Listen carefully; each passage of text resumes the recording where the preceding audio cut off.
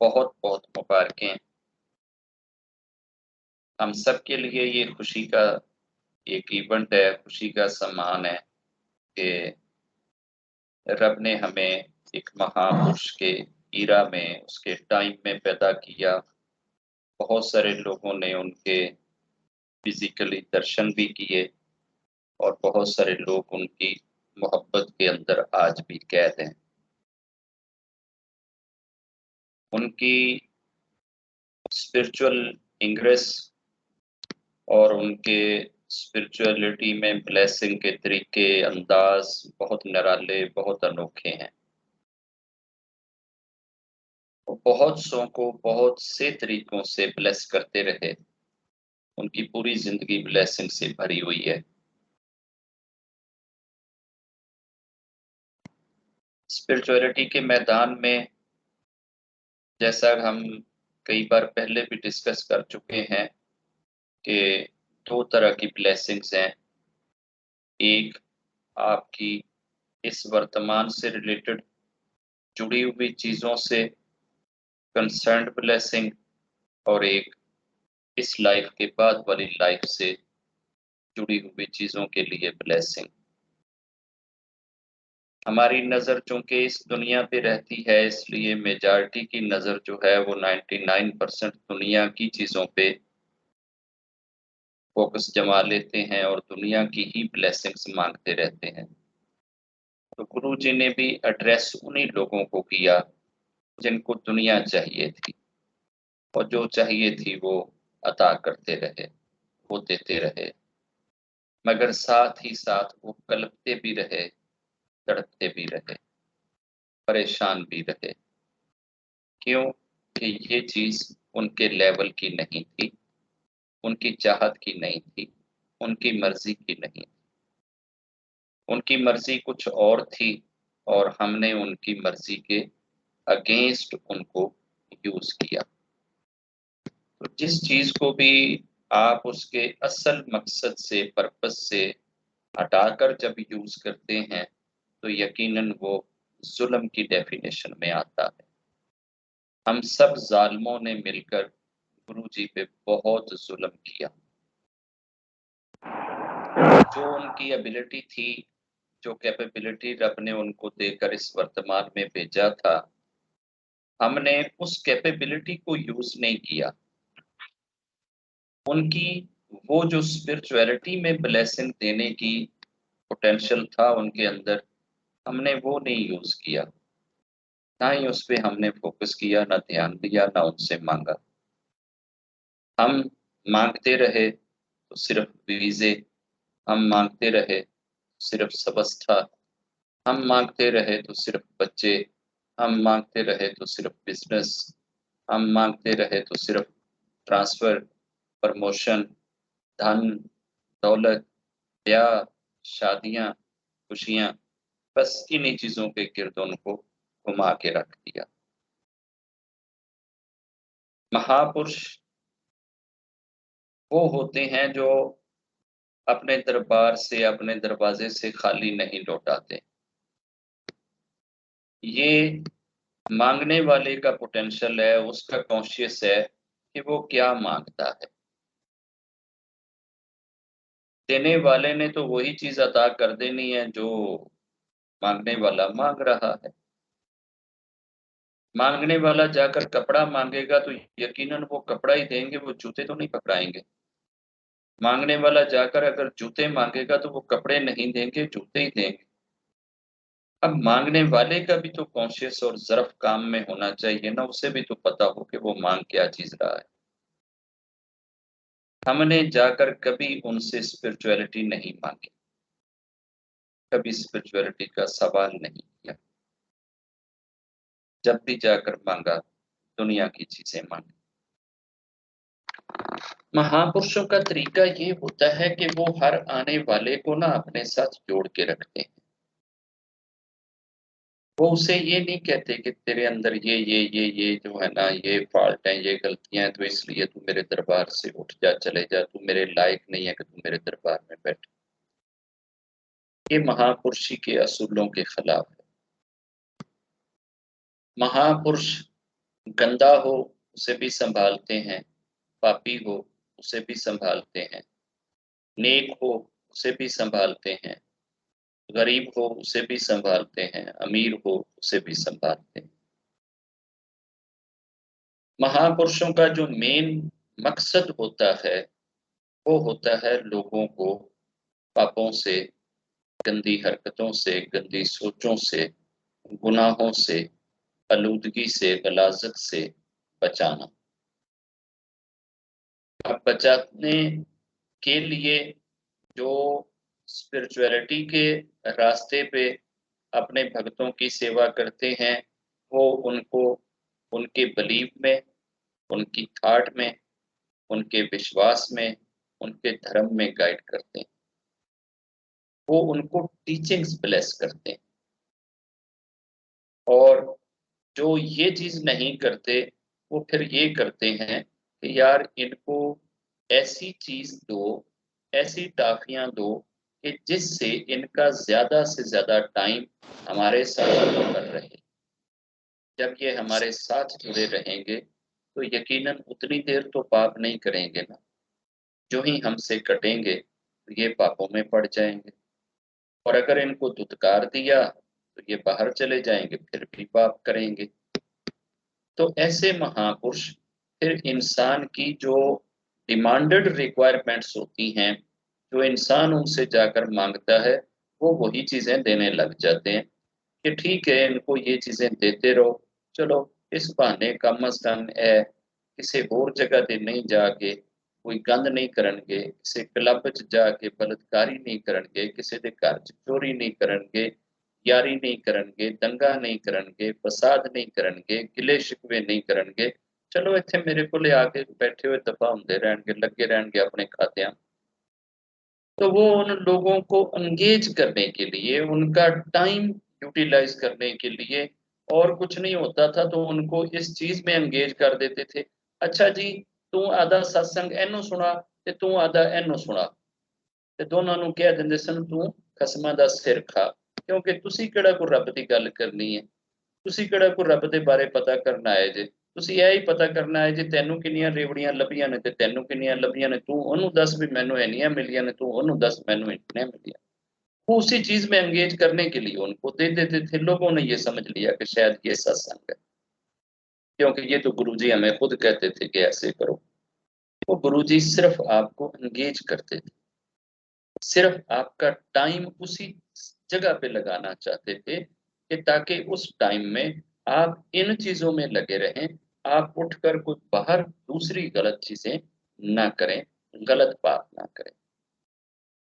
जो एक्चुअल उनका पर्पस था, जो स्पिरिचुअल टीचिंग, स्पिरिचुअल गाइडेंस एक पर्पस होता है एक महापुरुष का, वो चूंकि ये लोग जानते नहीं थे, इनको पता ही नहीं था उसका, तो इस वजह से लोगों के साथ वो उस रोल में आए ही नहीं। और हमारी साइकी ये है, हम सबकी नफ्सियात ये है कि हमें सिर्फ दुनिया के बेनिफिट अच्छे लगते हैं, हमें दुनिया की जिंदगी बड़ी मीठी लगती है, हम दुनिया की जिंदगी से ही प्यार करते हैं और दुनिया ही की आसाइशें और आराम और सुविधाएं ढूंढते हैं। जैसा हमने उस दिन उस चार्ट में डिस्कस करा था ना कि जब रब ने ये सारी की सारी आत्माएं बना दी ना, तो 4000 वर्षों तक रब ने उनको सामने बिठा के अपने दर्शन कराए थे। अब आत्मा और रब के दरमियान में कोई पर्दा नहीं, कुछ भी नहीं। बिना पर्दों के आत्माओं ने अपने रब के दर्शन किए, और आत्मा का भोजन ही रब का दर्शन होता है, आत्मा की खुराक ही रब का दर्शन होता है। आत्मा जिंदा ही रब से जुड़कर रहती है, रब के दर्शन करके रहती है, रब के जिक्र में, रब की मेमोरी में, रब की याद में आत्मा जिंदा रहती है। आत्मा की सर्वाइवल ही यही है। और 4000 सालों तक हमने कोई जल नहीं पिया, कोई भोजन नहीं खाया, कोई उधर प्रसाद नहीं बढ़ता था, कोई समोसे जलेबियां बर्फियां नहीं बढ़ती थी, कोई फ्रूट नहीं थी। सिर्फ और सिर्फ रब के दर्शन थे, सिर्फ रब के दर्शन ही लेके सब लोगों की आत्माएं 4000 वर्ष तक सरवाइव करें। 4000 वर्षों के बाद ना रब ने अपने डेफ्ट कुदरत के हाथ से दुनिया की लज्जतें, ये जिस दुनिया की लज्जत में आज हम सब लोग पागल हुए, जिस दुनिया की लज्जत में हम सब कुछ भूल गए हैं, जिस दुनिया की लज्जत में हमें राइट और रॉन्ग की पहचान खत्म हो गई है, जिस दुनिया की लज्जत में हमारे ब्लड सफेद हो गए हैं, हमारे रिश्तों की तमीज चली गई है, हम दूसरे को सिर्फ खाने और नोचने का सोचते हैं, दूसरे को मिस यूज करने का, एक्सप्लॉइट करने का सोचते हैं। ये दुनिया जो है, ये दुनिया के दर्शन जब रब ने कराए तो वो जितने लोग बैठे थे उनमें से 9 आउट ऑफ 10 यानी कि 90% लोग जो हैं, 90% लोग वो सारे के सारे रब के दर्शनों को छोड़कर दुनिया की लज्जतों में गुम हो गए कि हैं ये इतने बड़े बड़े ऐसे हैं, अच्छा ये ऐसे है, ये ऐसे है। उनको ये ध्यान नहीं रहा कि यार तुम दर्शन किसके कर रहे, तुम रब के दर्शन छोड़कर दुनिया की चीजों को देखने में जुट गए हो, उधर तुम्हारा ध्यान बट गया है, तुम्हें दुनिया की चीजों ने खींच लिया है अपनी तरफ। तो ये साइकी, ये नफ्सियात, ये आदत, ये by virtue, by default, by instinct हर इंसान के अंदर आ गई, जो उस 90% में था कि उसे दुनिया की चीजें रब से ज्यादा प्यारी लगती, रब के लिए इतना टाइम देने के लिए तैयार नहीं है, दुनिया के लिए सारी जिंदगी देने के लिए तैयार। दुनिया को हम 90% चाहते हैं और रब को हम 10% भी नहीं चाहते। अब जब लोगों की नेचर वहां ही क्लियर हो गई थी, उधर ही पता चल गया था कि यार ये 90 जो है ये दुनिया के दिलदादा हैं, ये दुनिया के शौकीन हैं, इनको सिर्फ दुनिया चाहिए। तो वहां पे रब अगर ये फैसला करता ना कि जो जो दुनिया की लज्जतों में गुम हो गए थे, जिन्होंने रब के दर्शनों से अपना ध्यान हटा लिया था, रब चाहता तो उन सारों को उठा के नरक में डाल देता कि जाओ नरक, तुम सब ने अपना ध्यान जो है वो बांट लिया, तुम सब ने मेरे दर्शन छोड़कर दुनिया के दर्शनों में अपने आप को बिजी कर लिया। मगर उस रब ने ऐसा नहीं, अगर वो ऐसा कर देता ना तो पता है इन सारी की सारी आत्माओं ने ना उधर नरक में पहुंच के रोला डाल देना था। इन्होंने वहां पे शोर मचाना था कि जी देखो रब किड्डा जालिम है, सानू दुनिया ते घल्लिया नहीं, असी कोई जनाब उत्थे कोई पाप कीता नहीं, कोई गुनाह कीता नहीं, कोई गलत काम कीता नहीं, असी ते इत्थे ही खड़े सी ते रब ने एवें ही चुक के नरक च सुट दिता। ये एवें ही चुक के नरक च सुट दिते आले सवाल नू कैंसल करन लई, इस सवाल का जवाब देने लई रब ने पूरा मौका दे दिता, चुक्या ते सारियां नू जमीन ते सुट दिता, जाओ जाके करो जो कुछ करना है। हालांकि पता तो उधर ही लग गया था कि इन्होंने क्या किया, कैटेगरी तो वहीं डिवाइड हो गई। रब अगर चाहता तो उसी कैटेगरी से ही फैसले कर देता, लेकिन रब ने ऐसा नहीं किया। अब जो 110 बाकी रह गए थे, इन बाकी रह जाने वालों को रब ने दो चीजें दिखाई। पहले इनको स्वर्ग दिखाई। अब दुनिया की नेमतें, दुनिया की ब्लेसिंग्स तो बहुत थोड़ी थी, बहुत छोटी थी, लिमिटेड थी, और जन्नत की नेमतें वो तो लामहदूद थी। पता ही नहीं चल रहा था कि कितनी है, कहाँ से शुरू हो रही है, किधर जा रही हैं, क्या क्या रंग हैं, क्या क्या अंदाज हैं, क्या क्या स्टाइल हैं, क्या क्या तरीके हैं। तो ये जो 110 खड़े थे इसमें से 9% जो लोग थे ना, वो सारे के सारे स्वर्ग स्वर्ग की रौनक में खो गए, स्वर्ग की लज्जत में खो गए, स्वर्ग की चाहत और इच्छा में भूल गए कि वो रब के दर्शन कर रहे। रब चाहता तो वहां भी फैसला कर सकता था, मगर रब ने वहां भी फैसला नहीं। और जो बाकी बचे थे उनको रब ने नरक का झोंका दिया। जब उन्होंने नरक में तपती आग को देखा, पहाड़ों को पिघलते हुए देखा, तो वो डर के मारे जो है ना, वो पीछे भाग गए कि कहीं ये हमारे ऊपर ना गिर जाए, कहीं हमें इसमें ना डाल दिया जाए। रब अगर चाहता तो वहां भी फैसला कर सकता था, मगर रब ने फैसला नहीं किया। फिर जो बाकी रह गए थे ना, इनमें से 110, वो जो शुरू में 110 बचे थे, वो रब के दर्शनों में खड़े रह गए। ना दाएं देखा, ना दाएं देखने की, ना बाएं देखने की सोच आने दी। स्वर्ग भी इन्होंने दिखाई, लेकिन स्वर्ग की तरफ आंख उठाए कौन, जब सामने खुदा के दर्शन। फिर ये जो तीसरी कैटेगरी बच गई थी, रब ने इनको बड़ी बड़ी आजमाइशों, बड़ी बड़ी दिक्कतों, बड़ी बड़ी मुसीबतों, बड़ी बड़ी तकलीफों और बड़े बड़े दुखों के अंदर से गुजारा। इन पे दुखों की बारिश कर। जब दुखों की बारिश हुई, दो कैटेगरियां बन गई। एक, वो जो बेचैन हुए, और दूसरे, उन्होंने बेचैनी अपने चेहरों पे भी नहीं आने दी, जाहिर ही नहीं होने दी। किसी दूसरी आंख को ये जज ही नहीं हुआ कि इनको कितनी तकलीफ से गुजारा जा रहा है, ये किस दर्द में हैं, ये किस तकलीफ में हैं।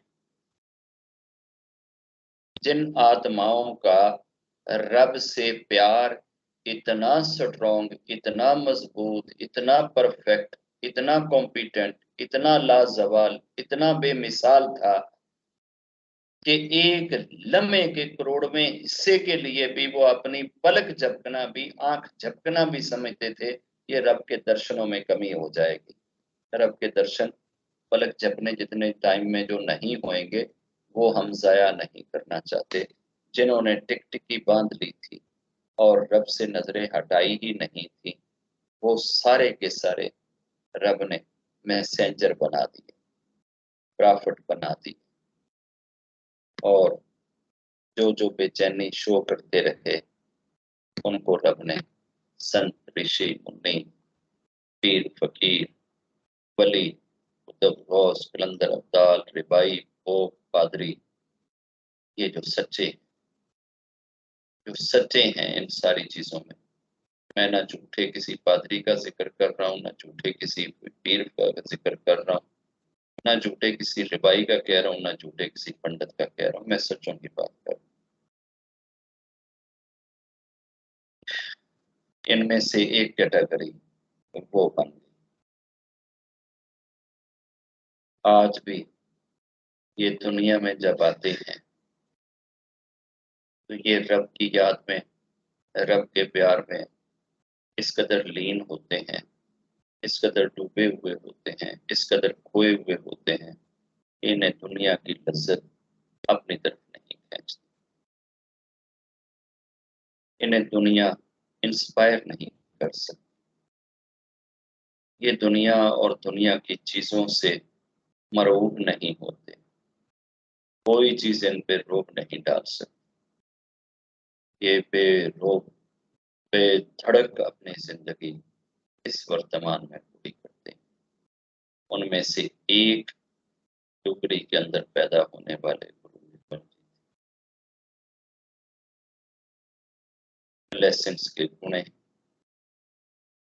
कृपा और दया की बोरियां अगर किसी एक जगह इकट्ठी करें, उनका नाम बनता है गुरु निर्मल। जिन जिन लोगों ने उनके जीवन में, उनकी जिंदगी में उनके दर्शन किए हैं, उनसे दुनिया मांगी है, उन्होंने दुनिया दी,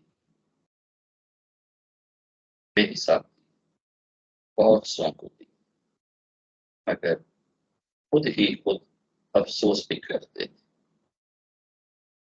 खुद ही खुद ये भी कहते थे, ए चले ने, ए पागल ने, ए चले मेरे कोलों आके रेवड़ियां मंगदे ने, मैं रोज बोरी लेके बह जाना, इन्हां नूं मुठियां भर भर के देना, ते किसे नूं एक मुट्ठी ते किसे नूं दो, ते बस ए रेवड़ियां दियां मुठियां लैके ते बड़े खुश हुंदे। जिहड़ी चीज मैं देना चाहना, ये चले मेरे कोलों आके मंगदे ही नहीं, क्योंकि मांगने वाली तो चीज है नहीं, हमने तो वो क्या कहते हैं कि पूछने वाले खाते पे ही स्टॉप लगाया हुआ है, फुल स्टॉप लगाया हुआ है कि बस संतां कोलों, ऋषियां कोलों, एस्ट्रोलॉजरां कोलों, नंबरालोजिस्टां कोलों, फिगरालोजिस्टां कोलों, पामेस्टां कोलों सिर्फ खाली पूछण ते जोर है। हाँ जी, मेरे बच्चे आउणगे कि नहीं आउणगे? जी, मेरा वीज़ा लगेगा कि नहीं? जी, मैं क्रिकेट दा प्लेयर बनांगा कि नहीं? जी, असीं मैच जितांगे कि हारांगे? जी, ए जनाब इंज होएगा कि नहीं? बस ये है हमारी ज़हनियत, ये है हमारी सोचें, ये है हमारी प्रायोरिटीज़। रब के बंदों की ये प्रायोरिटीज़ नहीं। रब के बंदों की प्रायोरिटीज़ होती है दिन-रात अपनी यादों को रब से लगा देना, और जो उनके पास आ जाए उसे भी रब से जोड़ देना। वो खुद भी रब से जुड़े हुए होते हैं और लोगों को भी रब से जोड़ने की ही बात करते हैं। काश कि ये चीज़ मेरे गुरुजी की प्यारी संगत को समझ आ जाती, तो फिर गुरुजी को ये शिकवा ना रहता अपनी संगत में। वो अपनी संगत से खुश जाते। गुरुजी अपनी संगत से और अपने फॉलोअर से नाराज़ हैं। और नाराज़गी की वजह सिर्फ ये है कि इनमें से कोई भी डे आफ्टर लाइफ की तैयारी नहीं कर रहा। ये सारे के सारे इसी दुनिया की ज़िंदगी के लिए तैयारी कर रहे हैं।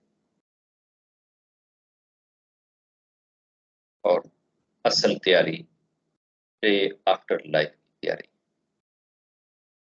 रब हमें हिम्मत भी दे, शक्ति भी दे, होश भी दे और सोच भी, ताकि हम उन रास्तों पे चलें जिन रास्तों पे ये गुरु हमें चलाना चाहते हैं, जिन रास्तों पे हमें ये देखना चाहते हैं। जिस तरह से ये हमारे वेल विशर हैं, रब करे कि हम इनकी वेल विशिंग को अपनी ज़िंदगी तक पहुँचने का मौका दें। हम दोनों हाथों से इनकी ब्लेसिंग्स को पीछे ना धकेलें, बल्कि अपनी झोलियों में समेटने वाले। बहुत सारी दुआएं और ढेर सारा प्यार आप सबके लिए। जय